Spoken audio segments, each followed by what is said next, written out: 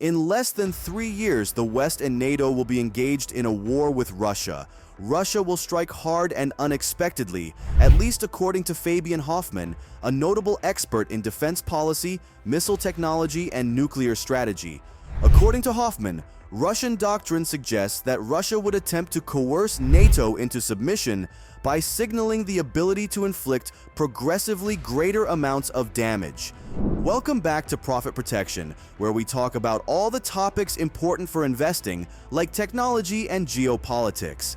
Hit the subscribe button for more videos like this in the future. Today, we're examining the thought-provoking prediction of Fabian Hoffmann. Hoffmann's latest insights offer a stark perspective on NATO's strategic positioning against Russia, a topic that demands our attention. Join us as we discuss Hoffmann's analysis and the likelihood of this nightmare scenario playing out. Hoffman opens up his X post by saying, "We have at best 2 to 3 years to re-establish deterrence vis-a-vis Russia." He then states, "One common mistake in analyzing the threat posed by Russia is falling into the trap of mirror imaging. This means assuming that Russia views a potential conflict with us in the same way we view a potential conflict with them. Nothing could be further from the truth." In understanding the standoff between NATO and Russia, we must first acknowledge the fundamental differences in their military doctrines. Hoffman cautions against the Western tendency to project its own strategic logic onto Russian military behavior. Russia's approach to conflict, particularly in terms of psychological warfare and escalation control, deviates significantly from NATO's. This requires a re-evaluation of our standard models of military confrontation, considering factors like cyber warfare, propaganda, and unconventional tactics. Hoffman warns that we should be cautious about extrapolating too many lessons from Ukraine and assuming that a war with Russia would unfold in a similar manner, albeit on a larger scale. In reality, a war between NATO and Russia would likely take on a different form altogether. Russia does not plan for the type of large-scale conventional war with NATO that we are currently seeing in Ukraine and for which we are primarily preparing.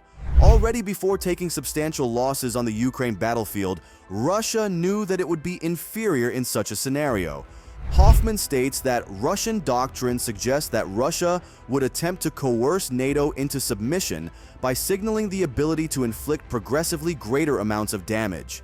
Hoffman's statement refers to a strategic approach where Russia would demonstrate its military capabilities to NATO in a step-by-step fashion, intending to force NATO to back down or make concessions without actually engaging in full-scale warfare. This doctrine involves a calculated display of escalating threats, showing that Russia has the means and willingness to cause significant harm if its demands are not met. The strategy is designed to test NATO's resolve to see if the alliance can be intimidated into compliance or negotiation by the threat of increasing levels of damage. This kind of signaling is meant to create pressure without crossing the threshold into an all-out conflict, hoping that NATO will choose to avoid a direct confrontation that could lead to severe losses. It's a form of brinkmanship, pushing the situation to the edge in the hopes that the other side will blink first.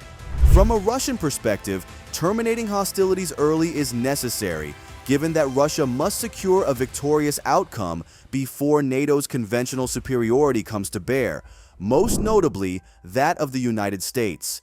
Two key concepts play a crucial role: de-escalation strikes and aggressive sanctuarization. According to Hoffman, this would entail, in particular, long-range strikes against critical civilian infrastructure across European NATO countries early on. The message to NATO governments: don't come to the support of your Eastern European allies unless you want to see your population suffer. Simultaneously, Russia would extend its nuclear umbrella over any NATO territory it managed to capture in an initial assault. This sends a second message: any endeavor to retake that territory, particularly by external NATO forces, USA, will result in nuclear escalation. The psychological fear of escalation, which may ultimately result in unacceptable damage, is supposed to open the door for negotiations about the future of NATO and the security architecture in Europe, of course, on Russia's terms. According to Hoffman, this type of war-fighting scenario is not a contest of forces, but primarily a risk-taking competition. The question becomes, who will be the first to back down when confronted with the prospect of large-scale war, including potential exchanges of strategic nuclear warheads? Hoffman's assertion that NATO has only a 2 to 3 year window to establish a robust deterrent strategy is both alarming and illuminating. This timeframe isn't arbitrary. It's grounded in the rapid evolution of military technologies and shifting global alliances. The failure to act within this window could result in a strategic disadvantage from which recovery might be difficult, if not impossible.